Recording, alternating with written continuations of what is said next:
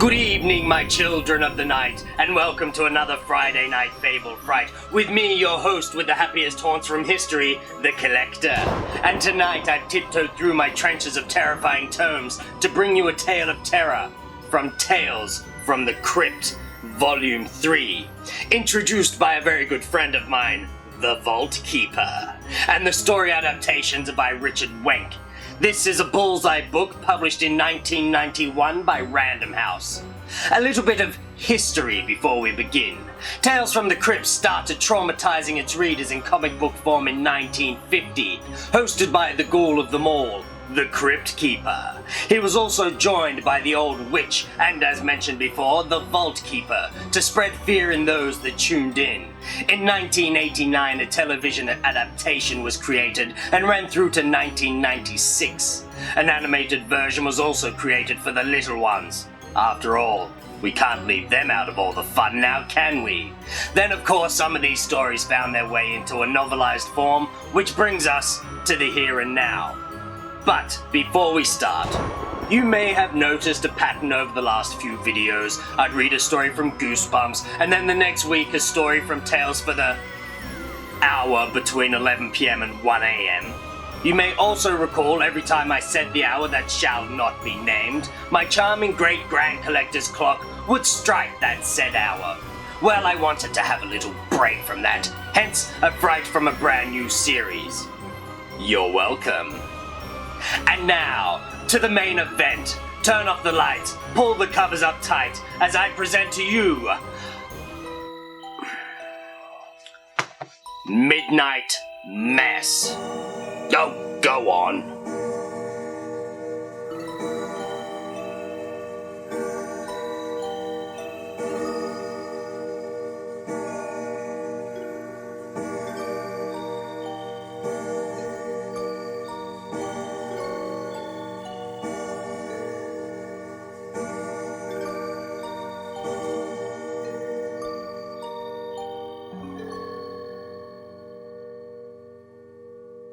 Now, shall we begin? Before the train's hollow-sounding whistle had faded away, Harold Madison was crossing Oak Bluff's town square. The clock on the steeple of the town hall began to chime. It was 5 o'clock. The sun had already sunk below the row of quaint storefronts, casting long, eerie shadows across the cobblestone walkways. Harold set down his suitcase. This is strange, he thought. No people, no cabs, nothing. He wondered again why his sister Donna had taken such a liking to the place. She had moved here a year ago and hadn't been back home since.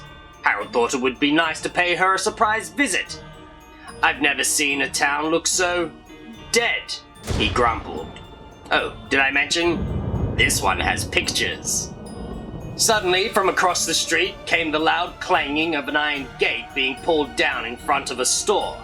An old decrepit man locked it, wrapped a string of garlic cloves around his neck, and hurried down the street. "Excuse me," Harold called after him. The old man turned his head, but didn't break stride. He cast a fear-filled glance at Harold. "Hey you!" Harold yelled. "Do you know where 1223 Shore Street is?" "Shore Street?" The old man slowed down a little. "West for 2 blocks, then 3 blocks east," he said. "But you'd better hurry. It's getting dark." "Dark? So?" Harold chuckled. "You ever heard of street lamps, old man? Maybe they haven't been invented yet." That's a bit rude. The old man's bloodshot eyes narrowed. He scowled. "You're a stranger here, aren't you?" Harold nodded. "Then you don't know about the vampires, do you?" the old man hissed. "Better hurry. It'll be sundown soon. And in case you didn't know, vampires come out after sundown." Before Harold could say a word, the old man vanished down a narrow alley between 2 stores, his tattered clothes flapping in the wind. Suddenly, the square was empty again. "Not exactly what I'd call the welcome wagon," commented Harold. On the next block, the flickering of a red neon sign for the Sunny Side Up restaurant caught his eye. He hadn't eaten a thing since breakfast, and he realized he was very hungry. The door creaked and a little bell above it tinkled as Harold entered. The restaurant was small, and except for a couple of people finishing their dinners, it was as empty as the rest of Oak Bluffs.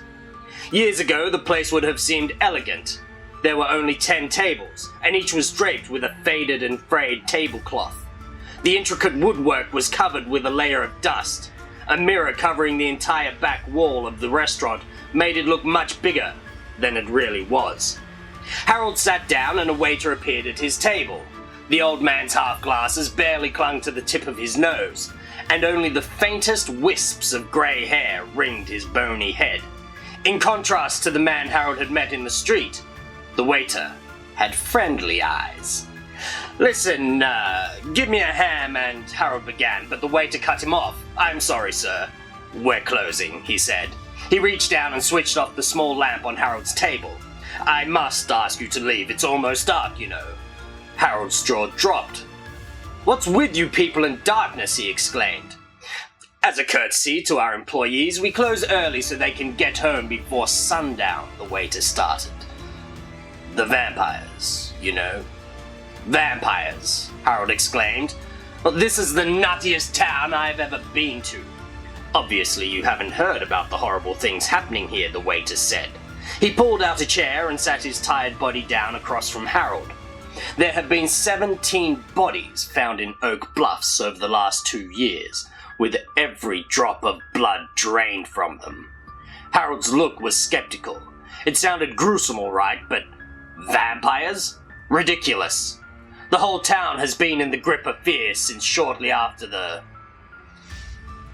murders began, the waiter continued. Each body had a hole in its neck, and not a drop of blood was left. What else could have done such a deed? "Hey, I don't know," Harold said impatiently. "But how about a ham sandwich, pal?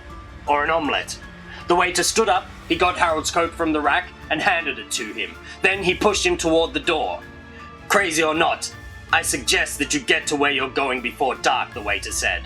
"When darkness comes, the vampires roam the streets looking for victims. Don't let one of them be you." He opened the door. Harold left feeling hungry and confused. Was everyone in this town crazy? He wondered if Donna believed in vampires too, then decided it was impossible. Living in a little burg like Oak Bluffs wouldn't make her mind go soft. Not a chance. A few minutes later, Harold was marching down Shore Street, peering at house numbers through the gloomy darkness, listening to the sound of doors being slammed and bolted tight, windows being closed and shuttered. The wind had picked up and was playing a haunting melody through the gnarled and twisted branches of the trees. Finally, he found his sister's home. It was a big old Victorian-style house at the end of the street, and it was dark. An old rocking chair on the front porch swayed back and forth in the wind, creaking loudly. Dried-up leaves skittered across the porch. Harold knocked. The porch light came on. "Who is it?" Donna called from inside. "Donna, it's me," Harold shouted through the whistling gusts of wind. "Your brother." Donna threw open the door and grabbed Harold by the hand, pulling him inside. "What are you doing out in the dark?" she cried. She gave Harold a huge hug. Harold dropped his suitcase and frowned. "You believe in this vampire garbage too?" he moaned. Donna locked the door and led Harold through the foyer into the living room. "What are you doing here?" she asked. "I wish you had called." She took his coat and sat him down. "I'm on my way up the coast to a dental association conference," he replied. "I'm president this year." "Well, good for you." "Well, that's wonderful," Donna said with little enthusiasm. "What's going on around here?" Harold demanded. "This whole town is shaking in its boots, including you." "Something awful is happening in Oak Bluffs," Donna said. Harold hadn't seen her look so frightened since the night of her senior prom when he had hidden a garter snake in her purse. "Vampires?" Harold snorted. "Well, what else could it be?" she asked, her eyes wide. 17 villagers murdered. Their bodies... "There are dozens of possible explanations," Harold said, wishing she could see how crazy it was to believe in such nonsense. "There could be a homicidal maniac loose, or believe what you want to believe, Harold," Donna said. "I bet you're tired. I'll show you to your room and we can talk in the morning." Despite the fact that all was quiet, Harold couldn't fall asleep. When the old grandfather clock in the hallway chimed 12, he decided to go for a walk. He dressed quickly, threw on his coat, and sneaked out the front door. He hoped Donna didn't hear him leaving. She obviously believed in that vampire stuff. Just knowing he was out in the night would scare her.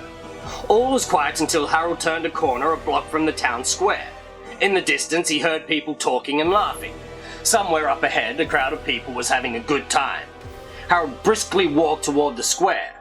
When he got there, he couldn't believe his eyes. The Sunny Side Up restaurant was open. The red neon sign was blinking merrily and people were coming and going. Each time the door opened, loud laughter and chatter escaped into the moonless night. That old waiter lied to me, Harold said to himself. Amazing. Inside the restaurant, the mood was festive. Almost every table was filled with people talking, laughing, drinking, and eating. Harold headed for a table near the far wall. Everyone smiled and raised their glasses as he passed by. Finally, some normal people, Harold thought. "Will you be having dinner, sir?" asked the waiter. He was different from the one Harold had spoken to earlier. "What's the special tonight? Juice, soup, roast, with French fries, coffee, and sherbet," the waiter recited. "Cook it up and send it my way," Harold said. Harold was starved by the time his tomato juice finally arrived. To his dismay, it was thin and salty. He had to force himself to finish what was in the glass. "What kind of tomato juice is this?" he asked. The waiter grinned. "Very funny, sir," he said. The soup was even saltier and stranger tasting than the juice. Harold began having second thoughts about his meal. Suddenly, going hungry didn't seem so bad. "Hey, waiter, listen. How would you like your roast clots, sir? Well done or medium?" the waiter interrupted. "Roast what?" Harold cried, spitting out a mouthful of soup. "Roast blood clots, of course," the waiter said. Then his expression changed. "Say, who are you?" he asked suspiciously. Harold rose, feeling queasy. "Draw the curtain," the waiter growled to the rest of the patrons. "There's an intruder in our midst." Several people pulled aside the curtain that covered the big mirror on the back wall of the restaurant. Harold saw himself in the mirror. Only himself. The blood drained from his face. You people are..."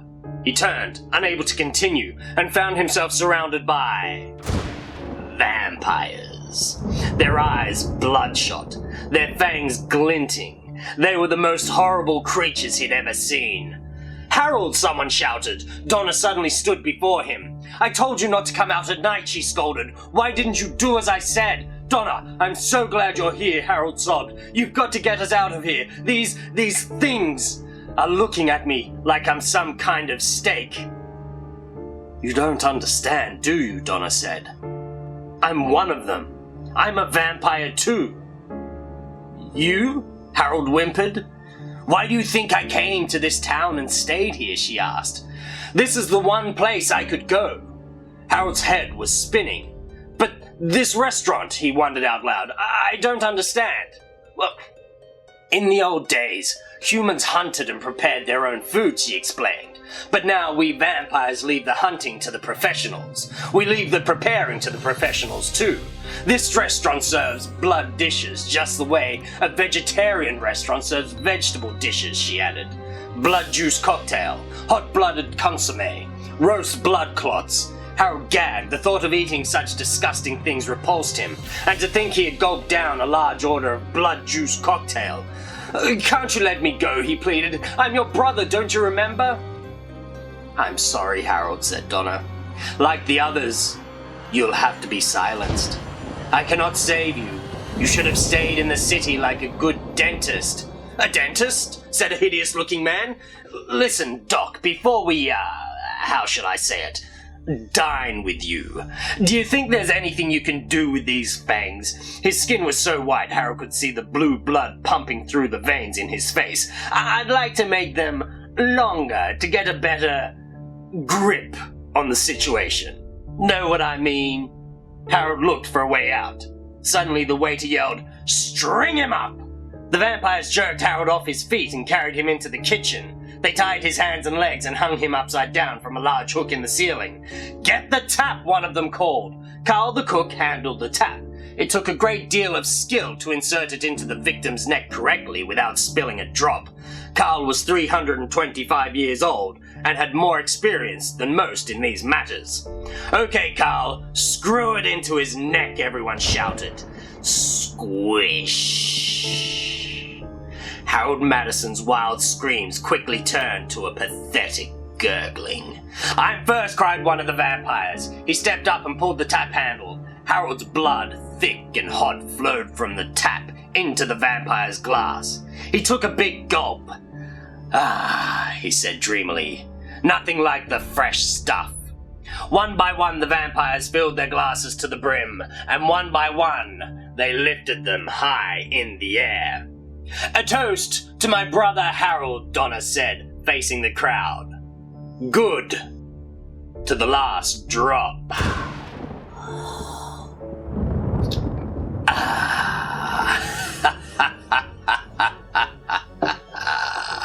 Now that's a story.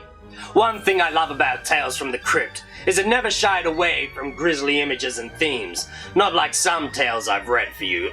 Chore closet. That sure did suck for old Harold.